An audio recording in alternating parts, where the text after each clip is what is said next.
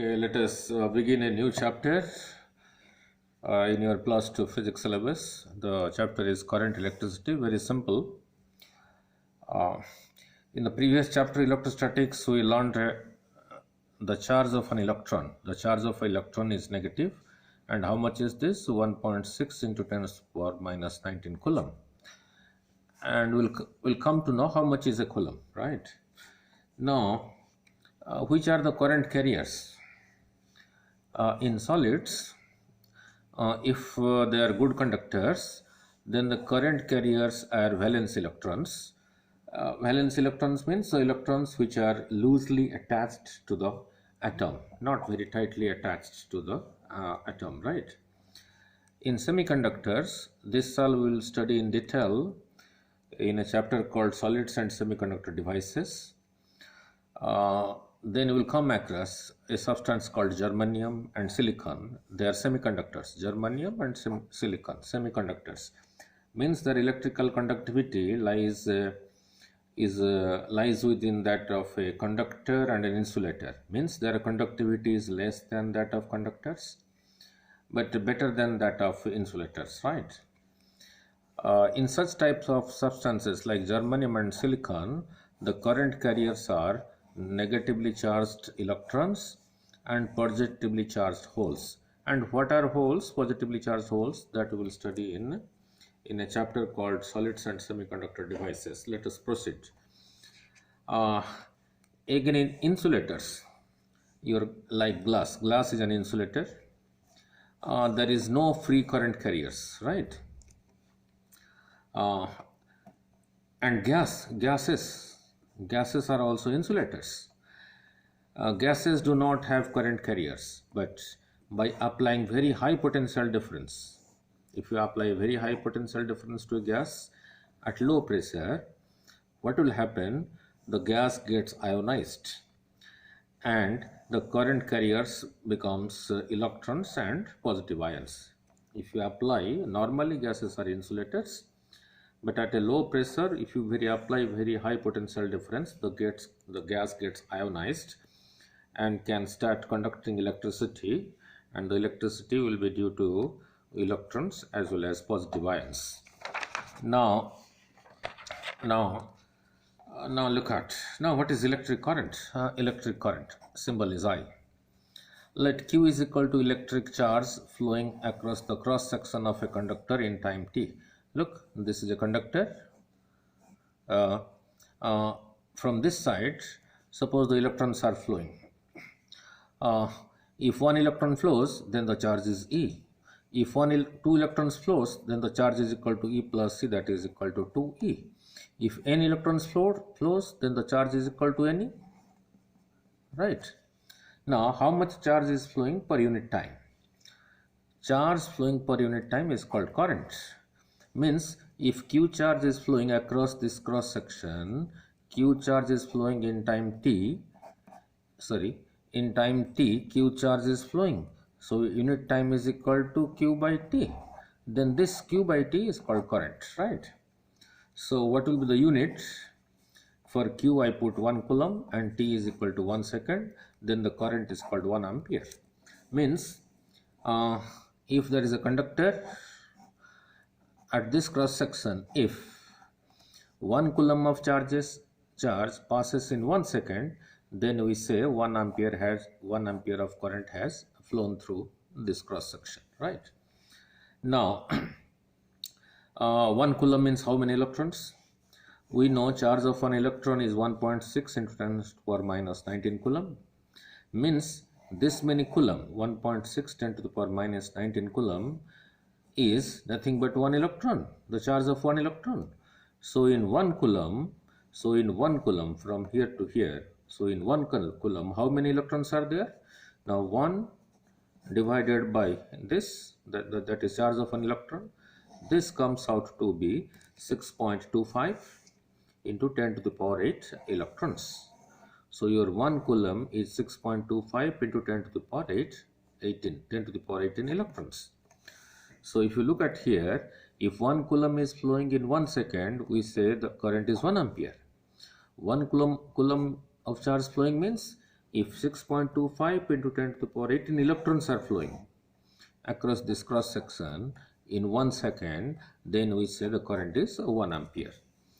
And subsequently, as we proceed further, we will find a 100-watt bulb that you use in your household, how much current it requires.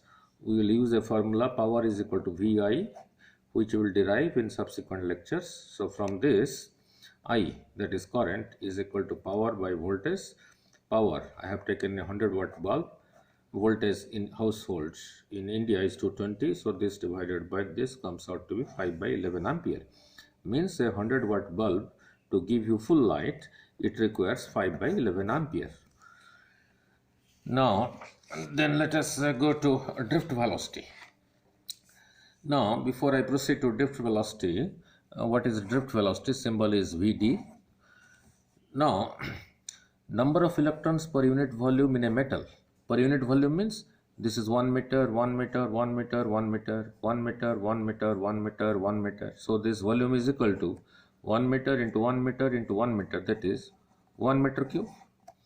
Now, in metals, if you consider this much of volume, 1 meter cube of volume, you have such a large number of electrons, 10 to the power 29 number of electrons in 1 meter cube. So 10 to the power 29 number of electrons per meter cube. Now, at room temperature, these electrons move randomly like molecules of a gas. Means if one is moving like this, one is moving like this, one is moving like this, one is moving like this, the other is moving like this, the other is moving like this, they are randomly distributed. So the average velocity is 0. How do you say if they are randomly moving, how the average velocity is 0? Since there are many of them, you can have one like this and one like this. Two equal and opposite velocities, they cancel each other, so the resultant is 0. You may have like this, one velocity like this, another velocity like this, velocity of 2 electrons, and their resultant is this, and there is another electron which is moving exactly opposite to the resultant, this resultant, that is of these two. So this cancels with this, so the resultant is 0. So since there are many electrons, they are moving randomly, their resultant velocity is 0, that is average velocity is 0. So let u1, u2, u3 up to un is the random thermal velocity of n number of electrons. You can put a arrow here because they are vector quantities. So the average velocity will be, since there are n number of velocities, so u1 plus u2 up to un divided by n, that is equal to 0. So that is this case. They are moving randomly. There are many electrons moving randomly. From here you can have 2 electrons like this, equal and opposite, so the resultant is 0. You can have one like this, you can one like this, equal and opposite, the resultant is 0. You can have one like this, the other like this, and the other like this. So the resultant of these two, that is this one, cancels with this one, being equal and opposite. So the resultant is again 0. So this is the random distribution of electrons. Therefore, the average velocity is 0. Means they are moving individually, but as a whole they are not coming to one side. Then what we have to do? Now the same situation is kept here, but to this conductor, this is the conductor where the electrons were moving randomly. Now to both ends of the conductor I apply a potential difference. This is the negative side, this is the positive side.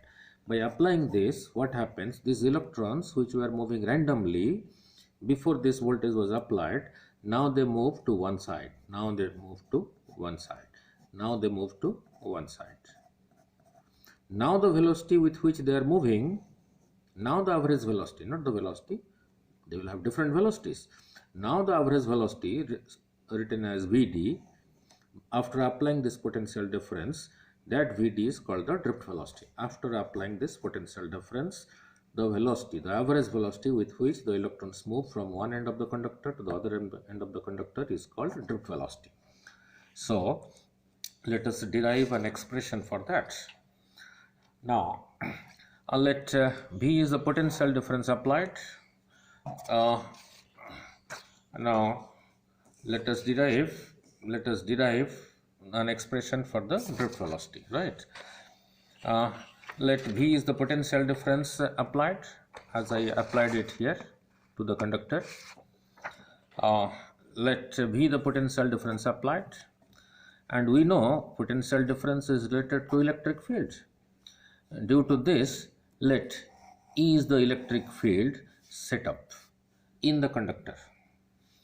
Now the average velocity with which the electrons drift is called the drift velocity. After applying this potential difference, there is an electric field set up in this conductor, and due to the electric field, now the electrons move from one side to the other.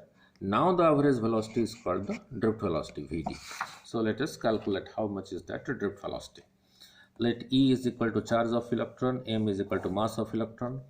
We knew in electrostatics a charge E, when kept in an electric field E, was experiencing a force F is equal to, using the formula F is equal to QE, so F is equal to minus EE. So for F I can write mass into acceleration minus EE. This negative sign indicates this force F is opposite to the direction of the electric field, capital E. So m comes to this side, so acceleration is equal to minus E, capital E over m. This is the acceleration. Now, before the electric field was applied, before this potential difference was applied, the first electron had a velocity u1, so this will change to v1 because of this acceleration. The velocity u2 of the second electron will change to v2, and so on. Un, the velocity of the nth electron, will change to vn. Now, using formula v is equal to u plus at, final velocity is equal to initial velocity plus acceleration into time. So v1 will become the initial u1 plus acceleration into time tau 1. I write it as tau. I read it as tau 1. The velocity v2 will be equal to u2 plus acceleration into time tau 2. So on up to Vn will be u1 plus acceleration into tau n. So now the velocities are v1, v2, so on up to Vn. There are n number of velocities. So now the average velocity will be, so now the average velocity is called your drift velocity. So it will be v1 plus v2 up to Vn divided by n. v1 I substitute u1 plus a tau 1, v2 I substitute u2 plus a tau 2, so to Vn, u1 plus a tau n divided by n. I keep these u terms, u1, u2, un at one place. Then a tau 1, a tau 2 up to a tau n. By taking common a, I am left with tau 1 plus tau 2, so on up to tau n divided by n. So this will be equal to this divided by n and this divided by n. Now, this was the average velocity before the potential difference was applied, and this was 0. So I put it 0 here. So time plus time plus time divided by n. So this is equal to your average time. This is your average time. So your drift velocity becomes acceleration into average time. So for acceleration I put minus E, capital E over m into tau. So your drift velocity is minus E, capital E, m over tau. And this value, that is the value of this, is of this order. Means 10 to the power minus 4 meter per second. Means this is a small quantity. Means after applying this potential, there is an electric field in the conductor, due to which the electrons move from one end to the other end. And the present average velocity, which is called the drift velocity, its value is of this order. Now, this tau is called the average time of relaxation, which is of this order, 10 to the power minus 14 seconds. The negative sign Vd, the negative sign implies Vd is opposite to the electric field E. Now, what do you mean by average time of relaxation? Let me explain in next page. Now, look, let me explain in another page what is this average time of relaxation. Now look here. This is the conductor. Here is an electron. It travels and collides with an atom or ion. So it travels this distance. Again it collides. Here, with an atom or ion travels this distance, travels this distance before colliding here with an ion or atom, again travels this distance, collides here with an atom or ion, again travels this distance, collides here, then collides here, then collides here, then collides here, then collides here. Right? So, before colliding it is traveling some distance. So the electron which is moving after applying the potential difference is traveling some distance and collides with an atom or ion. So it is traveling a distance. So what is this time? So to go from here to here there is some time. To go from here to here there is some time. To go from here to here there is some time. To go from here to here there is some time. From here to here again some time. From here to here again some time. Again here to here some time. Again here to here some time. Again here to here some time. The average of this time. So we know velocity into time is equal to distance. So t is equal to distance traveled by velocity. So this tau, the average time of relaxation, is equal to this average distance called the mean free path divided by velocity is the average relaxation time.